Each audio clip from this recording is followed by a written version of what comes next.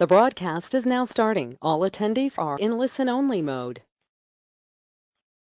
Good afternoon. This is Cleve Gaddis with Workman Success Systems.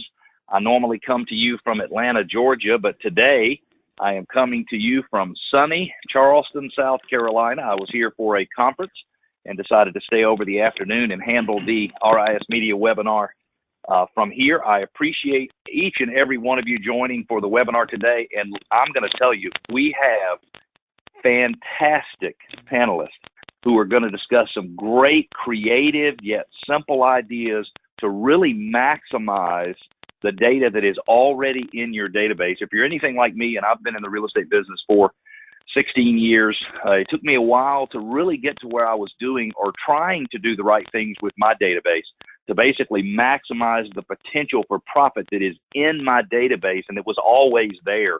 And I'll tell you, if I had a chance to talk to our two panelists, or our three panelists really, including our sponsor, if I had a chance to talk to them early in my career, I would have cut my learning curve down by a tremendous amount.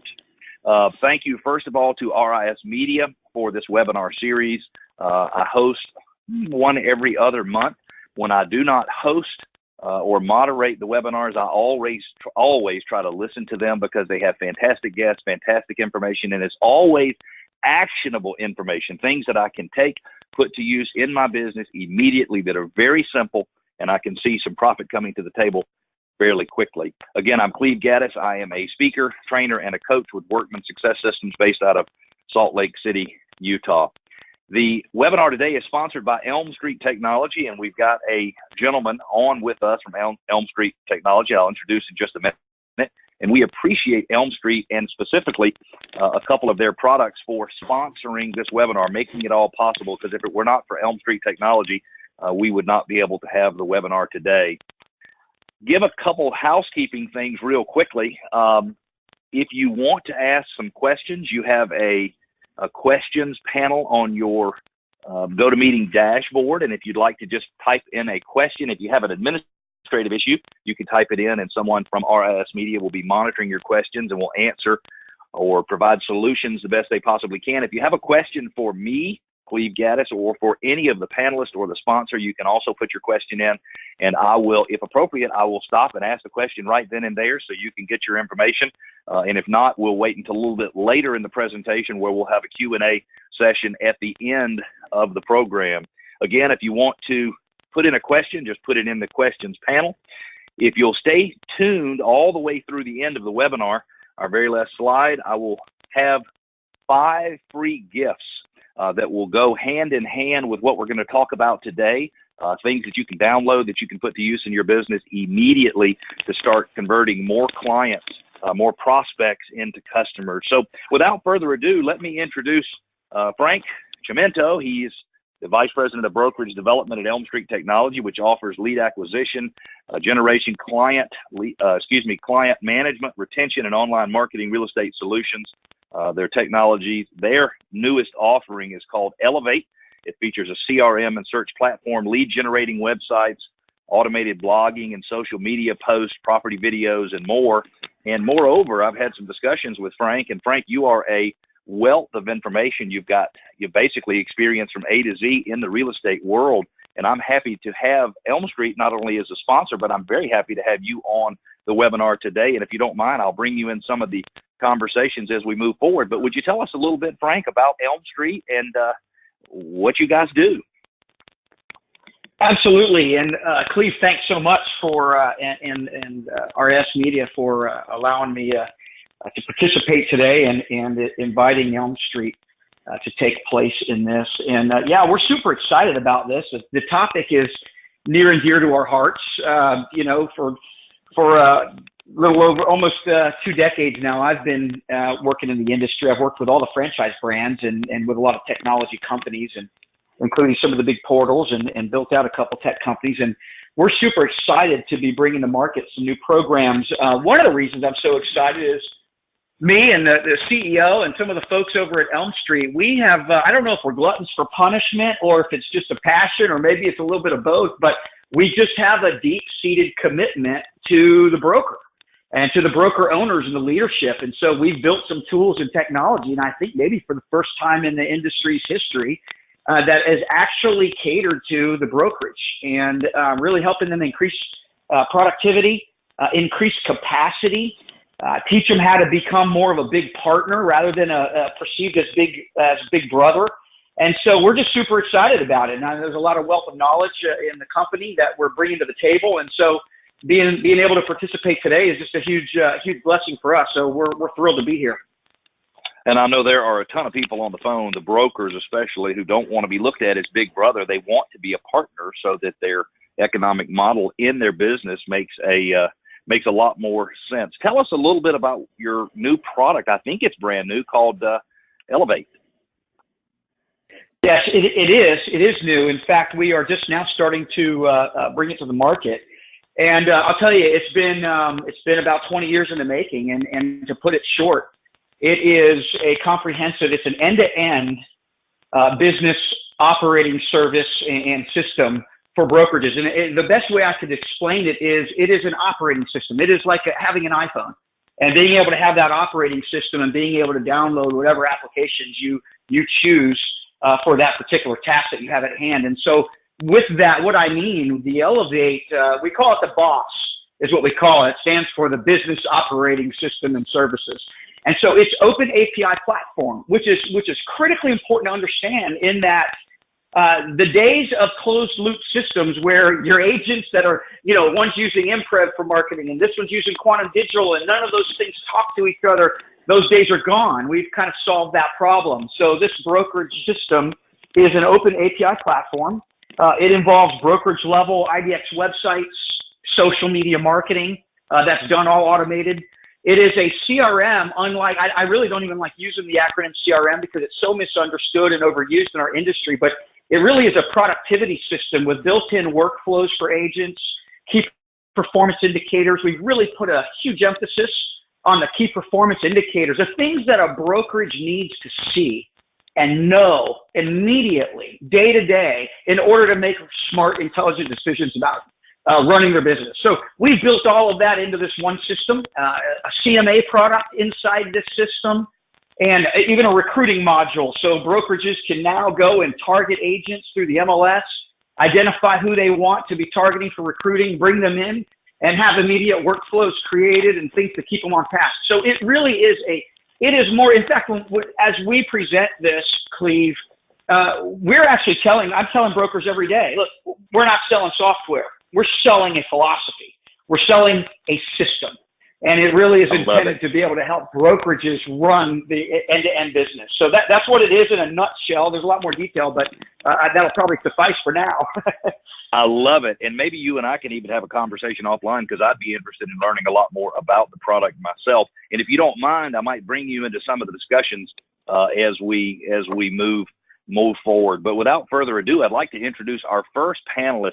I was fortunate enough to listen to Scott on a panel at the CEO Forum or CEO Exchange that's held by RISMedia. It was in New York last October, I believe. And Scott and I are brothers from another mother because he looks at data just like I do. And I was just totally fascinated by the way he looks at the business and analyzes the market. And I wish he'd have kept talking forever and ever. But he's the broker, owner, and president of RE/MAX Gateway, which serves Northern Virginia and Washington, D.C. He began his career in 1988. He's been recognized in the RE/MAX Hall of Fame, which is a big deal, and also served on the board of directors for the Northern Virginia Association of Realtors. And he runs a good-sized brokerage business and also is still actively selling. And a couple of the things that you'll hear I thought were very interesting is how Scott puts things in place for his own business and then allows his agents to take advantage of that technology, that model. So, Scott, welcome, and thank you so much for giving your time to be on the webinar today. Yeah, well, thank you all for having me as a participant in the conference here today, RISMedia and Elm Street Development. The one thing, Cleve, that we have been in now for the last several years, I believe, is a major disruption of the real estate business. And everyone is trying to get their hands on, our clients, our past clients, and our future clients. And it's more important now than ever that real estate agents and real estate brokers understand that, they have to protect their database, and they have to effectively communicate to their database to keep their database in their business. So that is so true. That is so true, Scott. And I heard a figure the other day that said in 2017, I think there was $86 billion with a B, $86 billion in commissions paid to real estate brokerages throughout the United States of America. And so I'm not sure that the interlopers who are coming in the business actually want our clients, but I know they want our commission. Oh, they want to. Well, they get to our clients to get a piece of our commission is what they want. That is so exactly right, Scott. I appreciate you bringing that up. The first thing I'd love to ask you about is your newsletters. Now, it's one thing to do a newsletter, and what a classy looking newsletter you do, but you've been doing newsletters for 10 years. And I've known a lot of people who do newsletters for, 90 days or 6 months, and that doesn't help them a whole lot, but you've been doing for 10 years. So tell us, about your newsletter, how you do them, how you produce them. Just give everybody a good feel for how you do something like that for 10 years. Okay, well, it takes a team effort. As you can see here on the screen, I write the market update, and we do real estate exchanges that we'll talk about in a little bit. But it's important to keep our clients up to date with what's happening in the market, where inventory levels are, if there's multiple contracts, which we're seeing all the time, and how to win in multiple contract situations, what kind of month supply we have. And so that's what that spring market update is talking about right there. And then I have a team in my office that will put together what the local events are, and then we have a sponsor highlight, which they help pay for the marketing of and distribution of our newsletter. And then we'll also put listings on the back as well. So the one thing that never ceases to amaze me, and today I still can't believe it, is that people love the recipes, and they'll save the newsletter for the recipes, and they'll call me and they'll say, "Hey, do you remember when you had that barbecue recipe? I can't find it. Can you resend it to me?" And I don't do those recipes. I have other people who do, so I have to go back and research to find out where those recipes were. But again, the clients love it, and it's a quality piece. It's sent out on quality paper, so I think that's a good reflection of us and what we do. But where you see my picture and my information, we give this to our agents, and so our agents, all they have to do is plug their picture in, their name and contact information, and their signature. So then they can send it out to their database. So it's basically just plug and distribute. A couple comments here. I had somebody say to me a couple of weeks ago that the reason people keep those recipes is because everybody likes food. And I thought that was interesting, that if you're looking for a way to tie yourself to somebody, if you send a picture of food, and I don't know if you send a picture of the food or just a recipe, but they will tend to save it. So I don't think your newsletter is unique in the fact that people save it for the recipes. Hey, what is the average, or what is the cost for, the printing, the mailing, the postage? How much do you spend per piece, so that if anyone's listening, they could budget for a mailing like this themselves? So it's done on 11 by 17 paper, and it's 4-sided color. So it runs us to print. We do it in-house and mail out about 96 cents per mailing. And then so if we also agent, make this go ahead. I'm sorry, Scott. You keep going. So we distribute it to our agents as a PDF as well as a publisher file, so that they can just send it out directly to their clients as an email as well. So then it doesn't cost them anything but their time, but they'll do a couple clicks. Interesting. And then if they want to mail it out to their clients, is that something that you help them with? If they give you a CSV file of their database, or however it might work, or how does that work? We do have staff that will help people with the distribution of it. Yes, we have office coordinators in each of the offices, and they'll do that for the agents.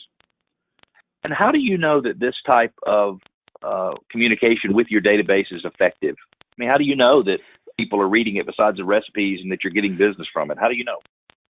Well, people will call, and you mentioned it earlier with the CEO conference. I'll say that I was at a CEO conference in New York City, and people are like, "Oh, where did you stay in New York City?" So people will call, or they'll, shoot me an email. "Hey, I didn't know you went and did this. When did you do that?" kind of thing. So, getting the feedback that way, and then also, of course, the recipes. But when we send out, and you don't see the backside of it, it has the listings on there. People will call and inquire about the houses that we have for sale. Well, and let's talk about that, because I think you mentioned when you and I talked last time that you actually use this mailing sometimes as an incentive for some of your seller clients or your prospective seller clients. Talk to me about that. Right. So it's a way that, when an agent gets in front of a potential listing prospect, they can say, we have 160 agents, of which about 140 use this mailing on a monthly basis. And on average, they have 500 people in their database. So when you list with me, I'll make sure that your house gets onto the back of this mailing that's going to go out to, tens of thousands of people. And it's just another little hook for the agents to have when they go on a listing presentation to try and secure that listing. I bet that gets sellers motivated, especially if they only have place for one. They might be fighting to try to get into that spot. So I know you're also, Scott, really big in supporting local charities, and I think you've been doing it for a long time. So talk to us about how you got started doing that. I know we're looking at a few postcards here, so kind of explain to us what we're looking at and how you work your charity program, and then how you work that through your particular database, your personal database. Right. So what we do is, we have to have the responsibility of giving back to the community. And since day one, we've always done that. And we've had a variety of different things. We've done chili cook-offs. We've done, as you can see here, the Toys for Trees. So we have clients that come, they get their picture with Santa Claus. We have breakfast served for them, and then they get a free Christmas tree for coming to the event. In addition to that, we've been, since day one, doing breakfast with Santa. And again, we serve breakfast to them. They come in, bring a toy for Toys for Tots, get their picture with Santa, and then we distribute those pictures to everybody so that they can use it for their families, holiday cards, getting out, and so forth. And then we used to have a mini putt-putt golf tournament. And then as my kids got older and they weren't as interested in putt-putt, we've turned it into a full-on golf outing for Children's Miracle Network. So the different events that we do, coat drives, we do food drives, and those are for all local area charities. So it's not just the Toys for Tots and the Children's Miracle Network, but it's also for local charities as well. And, we use our databases to market to people. And again, it shows people that we're giving back, and that when we call them to invite them to these events, that we're not talking about real estate. They may end up talking to us about real estate, but it's a way for our agents to send the mailing, make the phone call, see them at the event, and write a thank you note for each of these different events. So there's 12 potential contacts with your clients outside of real estate that, again, solidifies that relationship that you have with them. And again, you're giving back, so they're going to want to work with you because you do give back. Now imagine, Scott, there's probably two different types of people on the webinar today. And they're those people who probably have done client events in the past and understand the effectiveness of them. And there's probably a whole separate group who looks at it and says, that is a lot of work, to reconnect with someone. I mean, is doing this type of stuff really worth it? Do you think that connecting with your client? Okay. And so you can see the business flowing in from these types of events. Right. So we generate business this way. And again, it's not our primary objective. Our primary objective is to give back to the community. But when we do our bowling nights, our movie afternoons, our client appreciation picnics, our pie giveaways, our Super Bowl parties, those are things where we're actively soliciting business. And the clients know, hey, we have this event, we want you to come to it, but invite your friends who may be interested in buying or selling in the future. So, we're more intentional about trying to get business when we have those events versus when we have these charity events. It's more about the charity. And we also climb mountains. We've climbed Mount Kilimanjaro. We've climbed the Inca Trail. This year we're going to do the world's largest cave over in Vietnam. And again, we go and we hike and we raise money for charities for those events as well. So when we're doing the charity events, it's all about the charity and not leading with business. When we do these other client events, it's all about generating business first. I love it. And they get to see your name and your logo and your phone numbers and all that. We've got a question about the newsletters. And the question is, does your newsletter, does the content vary by the region or where it's being mailed, or you just have one newsletter?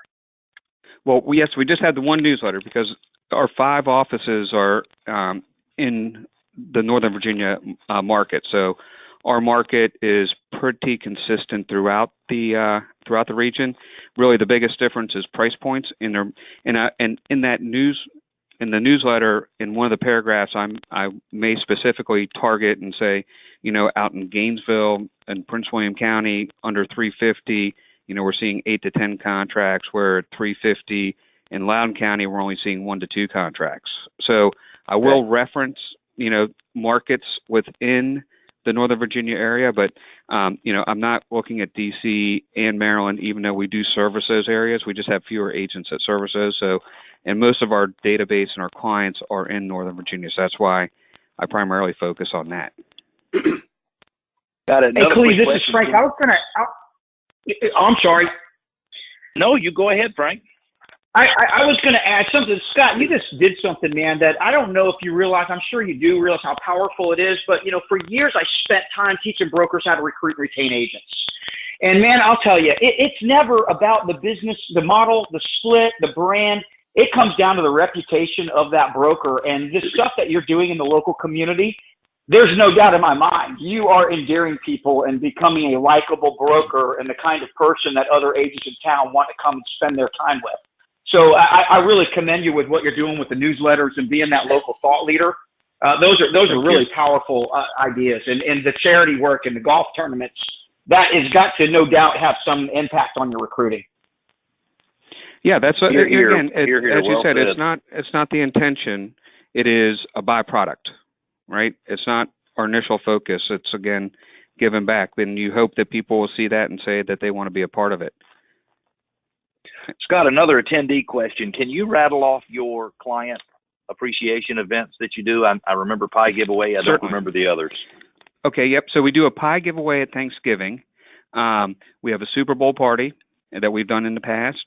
We have a bowling night, and we do a movie event in the summer, typically right around when a kids movie gets released.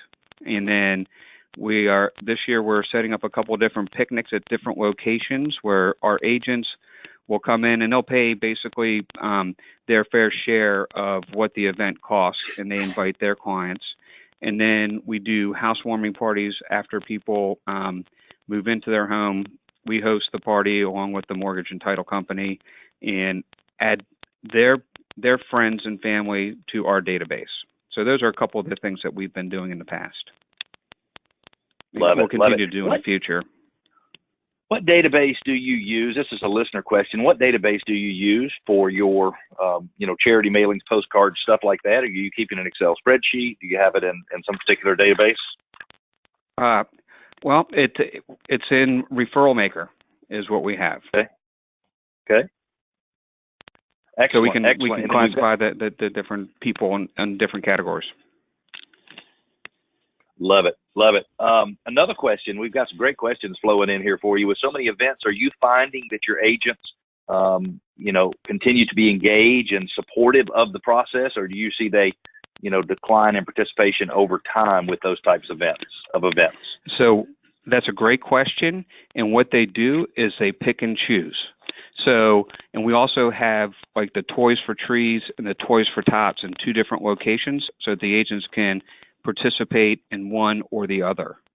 So When we had the chili cook-off as an example, for the first 6 years, it was a phenomenal event, and then that did start to wane, so we stopped doing that event. So, but the golf tournament has been a huge hit, and Toys for Tots has been a huge hit, and Toys for Trees is also going to be around for a long time. So we're always looking for new ideas and testing new things to see what's going to have appeal to our agents so that they'll take advantage of it and invite their clients. So, again, if we had a pie baking contest or we had a cookie contest or something along those lines, we definitely research that and see if we could get participation from our agents in that.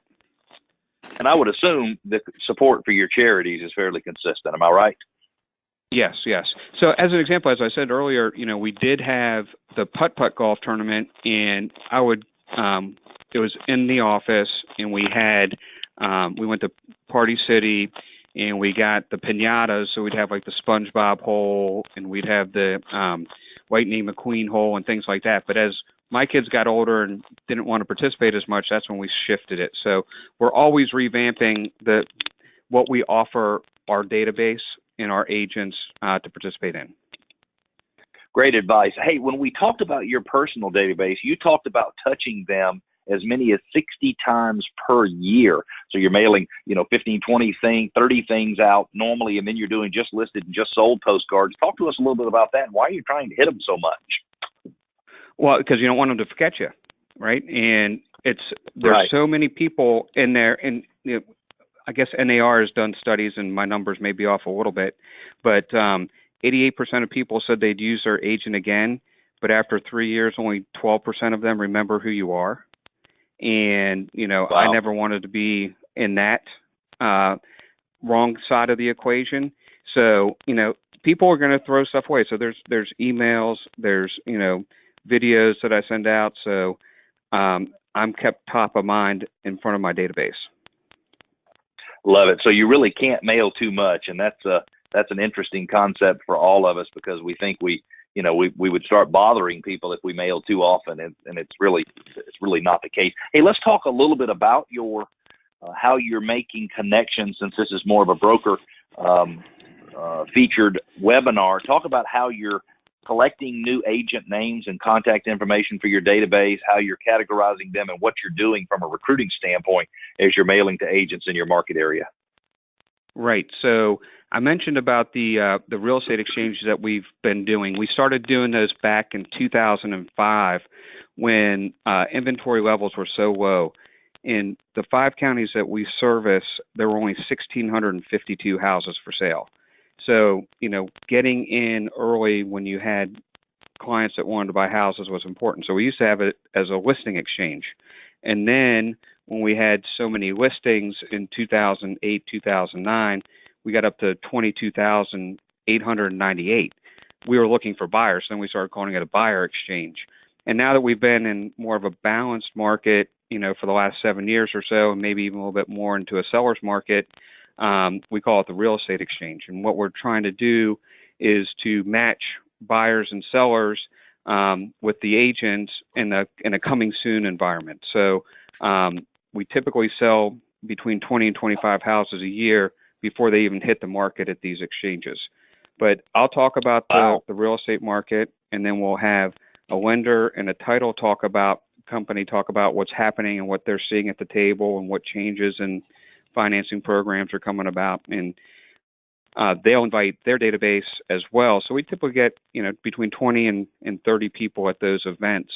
And everybody goes and shares their listings and their buyer needs at the end. So it's a pretty collaborative environment that we have. And we do one for each office every month. And if you're, we're targeting agents that have listings in those areas, but also agents that are working with a lot of buyers in those areas. So we'll send out personal invitations to them, as well as put it out on social media that we have these events. And then we have in our newsletter that we send out weekly to the agents that we're trying to recruit, we'll highlight that week's real estate exchange in that email. And one of the things, Scott, that I know, and thank you very much, and I know you categorize agents in 3 different categories, so as you're mailing out to them, everything is tailored. But so what process are you using? Because everybody wants to automate everything today. In fact, my guess is there are people on the call who, you know, are looking for, how do I put my database marketing on autopilot? And you know, this is a lot of high touch stuff that you've got going on. So what do you do to you know, do you have a certain process that you follow? How do you determine the timing of these mailings? How does all that work? So we're doing the mailings through BombBomb, and sometimes there'll be videos, sometimes there'll be e-newsletters, and we're trying to hit them twice a week. And you know, in the $1 to $4 million category, we're hitting on our trainings, the training events that we have upcoming. You know, if we have speakers that are coming in to our quarterly meetings, we're talking about that. And then the people that are in the $4 to $7 million category, we're talking more to them about, hey, we're helping you grow your business and taking your business to the next level and helping you put systems and processes in place to help you start a team, grow a team. And then the people who are $7 million plus, we're talking about, you know, how can you take advantage of the market? How can you market to your database? Again, how can you grow your team? You know, what team members do you have that can help your business grow and things along those lines? So we touch them in those different categories that way. And again, we try to be consistent about it and, you know, provide them with, again, good, valuable content that they can go and turn and put into their business and make more money.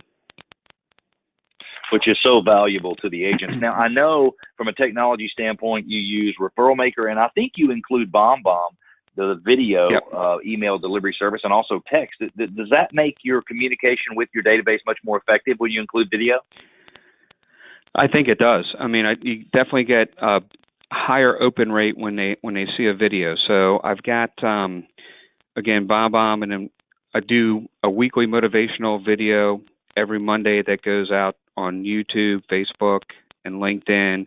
And then depending on which video what the video talks about, we'll send it out to those different categories that we referenced earlier. And then when we do that, we can see, you know, who's opening them and then how many views and how many hits we've had on LinkedIn and on Facebook. And then we started also doing Facebook Live. So video has always been a big part of our stuff. Yes. Good. A couple quick questions for you before we move on. And Thomas says he likes the housewarming event. What time frame after the closing do you hold the event, and is it at the client's home? Yes, so it's within the first 30 days, depending on when your clients are moving in and when they're going to be all set up, and it is at the house because they want to show off their new home to their friends and their family. Right, exactly. No, I understand that. That's a great thing. And plus, I mean, where better to get good recommendations and testimonials than being in your client's house with their friends. Hey, Frank, we've got a question looking more for technology to make this kind of stuff happen, and I'm going to ask RISMedia to get that information to you, and maybe you can follow up with this particular person and talk about how your product might be able to help automate some of this stuff. Would you be okay with that, Frank? Yeah, that'd be fine. And I was going to summarize too with something that a couple things Scott said that I think are critically important. Number one, you're crushing it by utilizing multiple channels to stay in front of the sphere of influence that you have at a brokerage level, and also that your agents are willing to provide for you. One of the whole keys to what we've done is saying, look, what Scott mentioned was, I've got this program for that segment, I've got this product for that segment. Lots of brokers are using a lot of disparate systems. And so what we've intentionally set out to do is say, all right, so for a brokerage to run their business effectively, they've got to be able to use BombBomb for video and use this thing for that. But what system ties it all together and allows Scott to have access to all the key performance indicators and one single sign on all that stuff. So those are things to keep in mind when you're trying to think about the technology is, do you want disparate systems where you're logging in and logging out? Or do you want to get one system that will allow you to pick and match, mix and match? So that's kind of a little bit of a differentiator. Absolutely. And that's so good. And Frank, maybe you can can follow up with some of the people who've asked questions. I'll ask RISMedia to make sure and get those questions to you so you can follow up with the people who have those questions. Sure. Next, I am pleased, and thank you very much, Scott. Great information. And I mean, you've built a tremendous business, you know, just doing what kind of seems to be simple stuff, but it makes all the difference in the world as you, you know, pick a program, stick with the program. And it's sometimes that stuff that just sounds almost too simple to be the key to the kingdom that generates the most business. Unfortunately, it takes a little bit of work, but that's always been that way. I am the worst four-letter word anybody wants to hear. Work, exactly. I said the worst four-letter word anybody wants to hear, right? Work.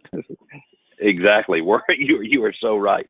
I'm pleased to introduce Rick Turner, who is the broker in charge and president of Engel Volker's Hilton Head Island Bluffton Realty in South Carolina. The brokerage hit number 9 for local sales volume in only its second year. He's been a realtor since 1972, has decades of experience, including with area brokerages in the Hilton Head area, Gateway Realty, Lighthouse Realty, and Moss Creek Realty, if any of you have ever heard of those. Rick, welcome. Thank you. You have you've been in real estate 45 years, which means you started when you were 9 years old. I've done the math. Started when you were 9 years old. So Scott takes a broader, you know, let me invite groups to this and that, and I think that is fascinating. And when you and I were talking initially, I felt like, my gosh, so Rick's focus is how do I pinpoint and categorize my database, and how do I make sure my communication is so meaningful and so positive and so influential for them? And so I'm hoping that that's what you and I can focus on in our segment of the webinar. When we first talked, you discussed how you enter them into your database and all of the additional information that you include. So talk to the group about, you know, how you make sure you get meaningful information in your database that you can use in the future.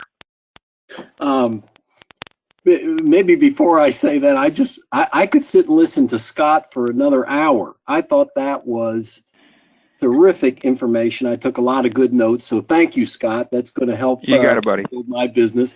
I've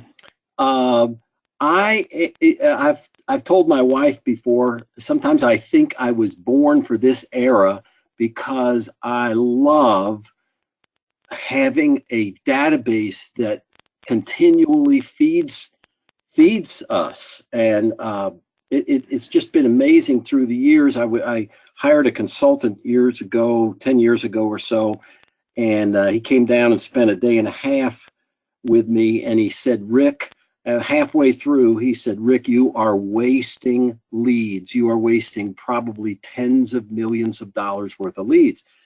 And so he taught me how to really utilize my database. And one thing, you know, directly to answer your question, Cleve, is I put every note.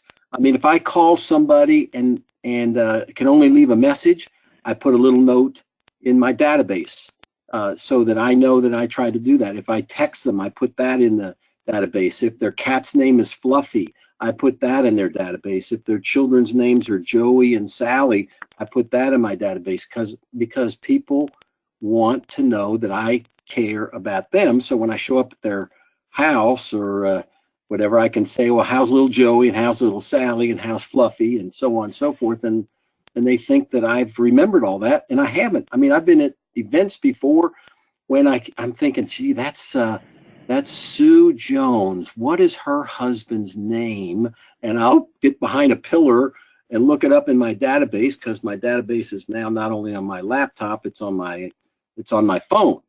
So I look at Sue Jones, and oh, her husband's name is Bill.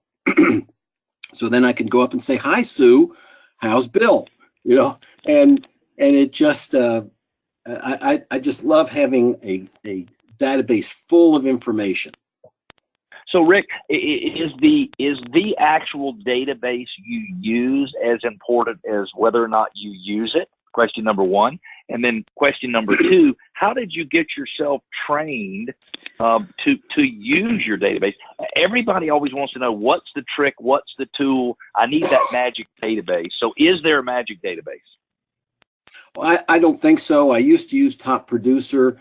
I shifted over to High Rise. Top Producer was fantastic. It was on my phone. I could be driving down, driving from here to there, and I would, before I'd leave the parking lot, I would see what are the phone calls that I need to make between point A and point B, and I'd hit the first person, dial that person while I was pulling out of the parking lot, make that call. I always planned extra time between point A and point B, because once I finished the call to the first person, then I'd pull into another parking lot, look up the next person I need to call, and then I got to the point where I could make my notes verbally, just speak them into the database. So I used to use Top Producer. I switched over to a database called RISMedia. I don't know that it's any better than Top Producer. I was happy with Top Producer. I saved a little money with RISMedia back when the recession got raging. It just seemed like a good way to save a little money, but I don't think it makes a difference whether you have it, which database you use. What makes a difference is that you use it, you fill it, you categorize your, every person has at least one category, or in Top Producer called contact types, but every person has a specific category, and usually 2 or 3 or 4. Right. So anyway, I just think, and then through reminders to call, and direct mail and emails, and now texts, and slide dial, and I haven't started using BombBomb yet. I got a lot of good ideas from you, Scott, about BombBomb as you talked. There's so many ways to reach out to these people and invite them to events and so on and so forth. It's just the database has brought in gobs of money, actually, gobs of commission, and it's enabled us to serve a lot more people effectively, finding buyers for our sellers and finding sellers, more sellers, and so on and so forth. So, Rick, talk to us about the automated emails you're sending to buyers on homes in their area, the way you customize some of the here's what you need to be aware of as you get ready to list your home or to move and things like that. Talk to us about some of the content you're sending out. Oh, I love that part. One of the things that every single person that goes into the database gets a monthly e-blast, okay, just kind of very similar to Scott's newsletter, but this is an e-blast updating people on the market, new listings, just nice information, a nice touch from each one of our team members. Right. So everybody gets that. Secondly, I love if they're a potential seller, I like setting them up on a automated, in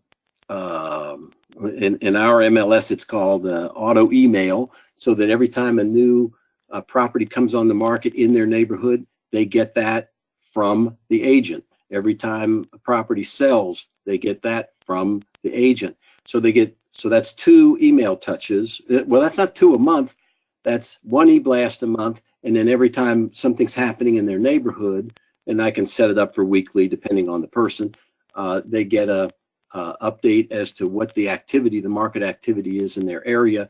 And then thirdly, I hired another consultant years ago to help me write drip emails so that sellers and potential sellers and potential buyers would get like in the case of sellers, that they would get an email from me about, like the company I work for. We started a new real estate company here a little over 2 years ago, and it's a big global company, has resources that I've never had before. And so one of the emails is about the global reach of the company, and how that helps sellers, because we have access to a wider variety of buyers from around the world. Another email is about the high quality photography that we do. Another email is about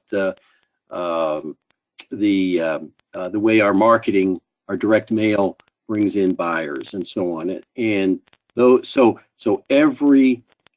those drip emails bring in buyers. One of the best ones is just the subject line is quick question, and it just says, "Hi, Sam," and it's always addressed personally. It's not it doesn't look like, it looks like it came from the agent individually. It says, "Hi, Sam, just checking in." Quick, the subject line is quick question.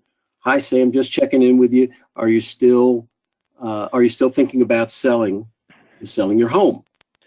Let me know. Thanks, Rick Turner."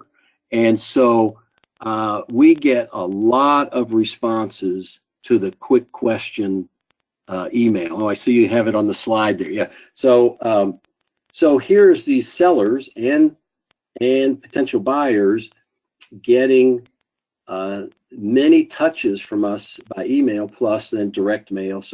And then reminders to call out of the database. So the database it's like I said to my wife, I feel like I've been born for this era because I have tools that a geeky guy like me likes, but I also have a very people orientation, so I can use the geeky systems and so on to give me the reminders to set a lot of things on set it and forget it, and then other things where I have to actively get involved and make a phone call.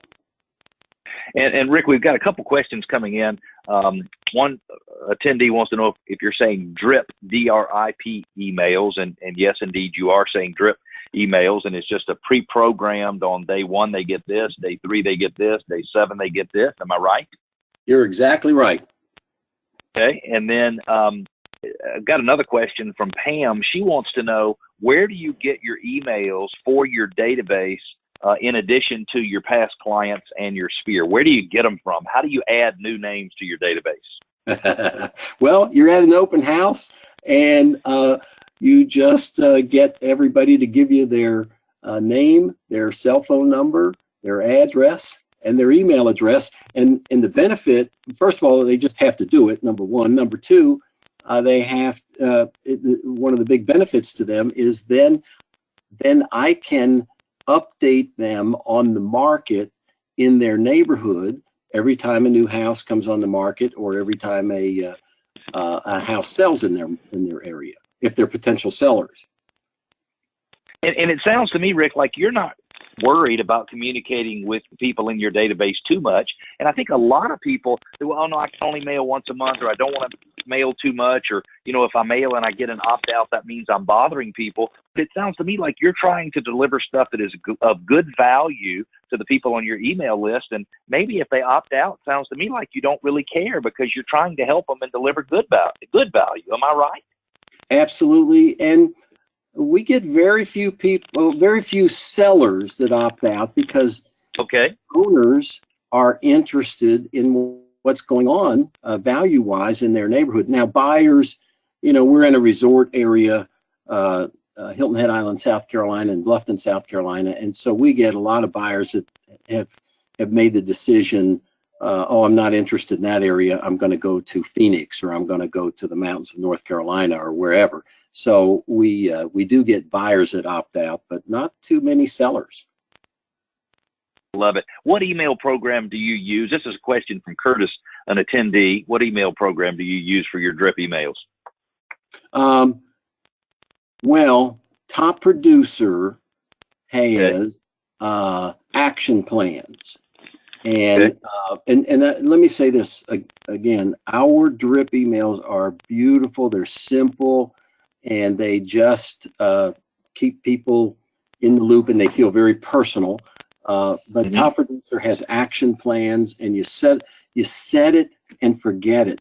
So here comes Bill Smith, and you put Bill in your database, and you set him up so that he gets emails as they come. New listings as they come on the market. He's a potential buyer, and day 1 he gets the first drip.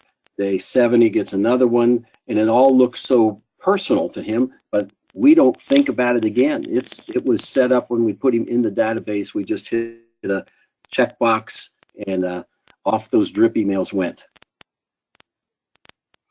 And let me say one other thing that we have recently come up with, thanks to Frank Cimento. Frank has been extremely helpful to our company. Our company, 2 years ago, we started from nothing, and there are 143 companies in our real estate companies in our market, and with his help and a lot of hard work, we grew the company in 2 years to being the number 7 company in our marketplace. Back when I talked to you, Cleve, we were number 9. Now we're number 7 in terms of volume. Wow. And so Frank has been very helpful to us. And one of the things that he helped us realize is a lot of our past clients and influence people are just what Scott said. 88% of people say they'd use their same agent, but 13% do after 3 years. And so we've set up a Clients for Life program, set it and forget it. Took a fair amount of time to set it up, but now all of the people that did business with us and sphere of influence people, they get birthday cards, they get anniversary cards of when they purchased the house. They get a beautiful magazine from us every quarter. They get invited to come pick up a pie. It's all set it and forget it, because we don't want our agents, our realtors, to be remembering to do all those things. We want them on the phone trying to prospecting to find buyers and sellers. Sounds like Ron O'Neill on his infomercial saying "set it and forget it," and I love that. Let me cover a couple of quick things from attendees. I've got a question about whether or not there will be a replay, and there will not be a replay, but there will be a video that you will be able to get if you just go to YouTube and search RISMedia. You will find their YouTube channel, and you'll be able to download the video. And I think they might actually send a link to the video out to all of the attendees today. Rick, quickly, do you use High Rise or Top Producer specifically for your auto drips? That's a question from an attendee. Well, we used to use Top Producer. When we switched over to High Rise, they don't have action plans, and so we've had to use another program for that through Real Estate Webmasters. But Top Producer does that well. Got it. Another quick question, and this is from attendees, so I'm trying to get them all out here. If you collect contact information from an open house attendee, and that attendee goes and buys a home through another broker, do you remove them from your database? Never. Never. I was going to say, I hope I know the answer. That's exactly right. I say you keep following up until they either buy from you or file a restraining order. That's right. That's the way you should. That's the way you should do it. Frank, did you start to chime in with a comment, sir? I'm sorry I interrupted you, but I thought that might. No, that's okay. No, that's okay. I was gonna summarize a couple things too, though. That as I'm hearing this, and for all the people that are listening that are brokers, a couple things that are really, really important, and take the emotion out and go right to the mathematics of it, is a couple things that every broker should know and understand. You know, Zillow reported back in 2015, again in 2016, that all of their tens of millions of leads equated to about 150,000 transactions in the United States. And if you're killing it and hitting it out of the park, chasing leads at a brokerage level, you're converting 2 to 3, maybe 4% if you're crushing it. By comparison, Swainpole, you guys had some studies, NAR, Wave Group, some other folks, 73% conversion rates when brokerages are helping agents farm their spheres of influence, meaning their database. That is game changing when you think about it. It's so, a recommendation in an agent's sphere of influence converts at more than 73%. More so than that, last year, more than 80% of all the revenue generated in the real estate industry was generated by a sphere of influence. And the reason I'm bringing that up is, here's the problem. This is a challenge. Real estate brokerages want to help agents become their partner, help them market to their database, and guess what the agents won't do? They won't upload their database because they don't want to share their data with their broker, and I don't blame them. Right. It's the agent's data. Right. The problem is the 80%, 90% of the CRMs in the industry, they do not protect the data for the agents. And so these are, it's self-promoting to say this, but it's really important. When we set out to do this, we said, hey, wait a minute. We're gonna create a system where the agent's data is protected. The broker doesn't see the contact details, but the broker does see, hey, Rick Turner, you're one of my agents. I noticed you got 300 people in your past client database and you haven't sent an email out to them. I just had the marketing department create a flyer. We've pushed it down to your system. Our automated email is ready for you to hit the send button and it's gone. Now I'm your partner. Now I'm the partner to the agent. I'm looking for opportunities to fill in the gaps and do the work for them that they either don't want to do themselves, but is critical to be done, or they don't have time to do it.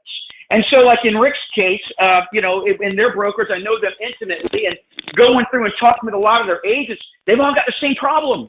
They're spending time on low dollar producing tasks. And so now I've been talking with the franchise owner over there, and they're looking at our system, and Laurie, Rick's owner, and Rick, they're starting to recognize like, hey, when we have a system that allows us to see what's going on in the brokerage, boy, we can become a better partner to our agents, because now I can see my agents are spending an enormous amount of time driving around town hanging lock boxes and getting keys made. Boy, why don't it's gotten to the point now because my system is showing me this data.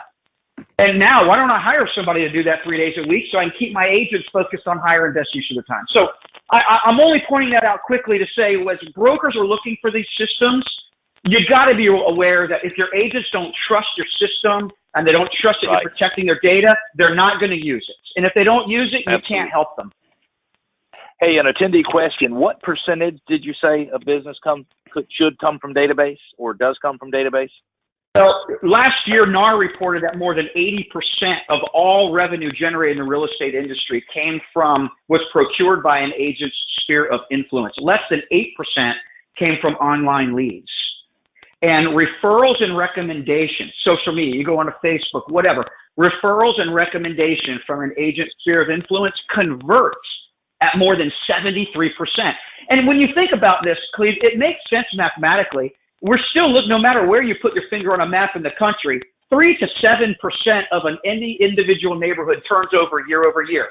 Well, the same holds true for your database. And I hear horror stories every day when an agent says, I can't believe Susie down the road's known me for 20 years and just posted on Facebook that they sold their house and she never called me. Well, the reality is your database and your agent's databases are turning over at the same clip. If you can have a system that helps you stay in front, you're going to win big time. Absolutely. That is such valuable information, and it's a heck of a lot easier to talk about than it is to do, but maybe we'll get some people motivated to start doing. Hey, Rick, talk to us a little bit about how you categorize people in your database. We've just got about 3 or 4 minutes left on the webinar today, but I want to make sure we get through the rest of the material. Well, and again, this goes back to work. You've got to work on your business and not in your business all the time. So when I hired this consultant, he said, Rick, you're going to have to take a couple days and categorize your database. So he gave me the categories. I've got past clients A. Those are the best. Those are the best buyers and sellers and refers.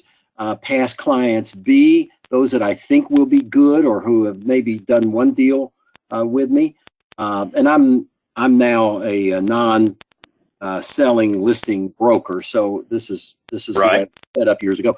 And then past clients C. Those are people that have done business with me, but I don't see a lot of future, or there hasn't been a lot of activity from them in the past, but they're still very valuable. So then we got buyer A. That's people that should buy something within the next 90 days. In a normal American market, that might be 30 days, but our people are coming from out of town. Buyer B, buyer C, and then we've got seller A. Those are sellers that I should be able to get them listed in the next 30 days. Seller B, those that might be out 6 months or more. And then seller C, those are people that are going to sell at some point. I mean, everybody's going to sell at some point, but at some point within the next year or so. SOI A, SOI are lawyers and plumbers, et cetera, et cetera. Sphere of influence people, A, that send me referrals. They do business with me. Those are the A's, and then the B's and the C's. Right. So I got Absolutely. them all categorized. I mean, they're And all I know you. in categories. Yeah. And I know you send out a monthly e-blast, and you've talked about that already, so we'll go past that. And then I think you assign your agents about 5 to 8 calls on a daily basis. So you're assigning them people in their own database to call. Is that effective? Well, that's really not quite right. They Okay, assign calls to themselves. Got it. You're giving them the assignment, not assigning the specifics. Okay. Just reminders to call. It's part of the action plan, part of the drip. Got it. Yeah, and that's really important. And what they're doing, that's really important too, Cleve, is a broker wants to implement a system. They need a system that is going to provide coaching tips that are, or what we call workflows. So at the different stages of the sales pipeline, whether they're marketing or engaged or active or pending, you want to have a system that allows, it's again, not a micromanaging thing. It's more in line with, hey, these agents are busy, they're running around. I want to put suggestions. If they're talking to someone in the marketing stage, what are some of the things that they can do to move that person to the engaged stage? And you want to have a system in place that teaches agents how to remind themselves of those things so that, again, you're their partner, you're their coach, you're helping them. Absolutely. And I know, Rick, you said out of about $1 million in GCI on a team you were involved in, about 70% of that came from the sphere. That's huge. You started out when we had our call before saying, hey, it was immeasurable, the benefit. And you said, no, it's perfectly measurable. And ultimately it is huge. And I appreciate you sharing that with everybody. I don't think we've had a webinar, and I think RISMedia will agree, where we've had as many questions as we've had on this webinar, and I appreciate it. I thank you so much to Frank for all of your wisdom. Thank you, Scott, as well. And Rick, thank you as well. Two very different takes on how you work your database best practices. We have had some additional questions that have been asked. A couple of them were sort of off database topic, but they were things that somebody might need some help on. And if you want to, you can reach out to me directly. My name is Cleve, and it's short for Cleveland. My email address is Cleve, CLEVE, at gogaddis.com. That's GOGADDIS.com. We have some free gifts. If you, at the end of the webinar, you can get a full copy of today's presentation, so you can have it for your records. But if you'll just go to workmansuccess.com/RIS database, you'll get a copy of the Workman Success Systems, ABCs of Lead Management, where we teach a system for categorizing leads, just like Rick just discussed. Also, the scripts that go along with what do you say when you call an A, B, and C lead, and when you call them. Again, today's presentation. We also have a 7-day indoctrination email series. Rick really turns it up a notch in terms of his, let me ask you a quick question. And the 7-day indoctrination email series is designed to help you walk someone through a 7-day process of getting them indoctrinated into your system. And then for following up with past clients in Sphere, we have a book called 8651. It's how to do 86 deals a year, working with 50 of your top clients 1 hour per day. It is 8651. It's a fantastic ebook. Again, I'm with Workman Success Systems. We coach people to grow successful teams all throughout the country. We're not a good fit for everyone, but for anyone who's looking to grow a team, reach out to workmansuccess.com and get some additional information. Again, it's workmansuccess.com/RIS database. /RIS database. Thank you so much, Scott, for being on, Rick for being on, and Frank for being on, and thank you for everyone who attended, and also thanks to RISMedia and our sponsor, Elm Street Technologies. Signing off from Charleston. Have a great day, everyone.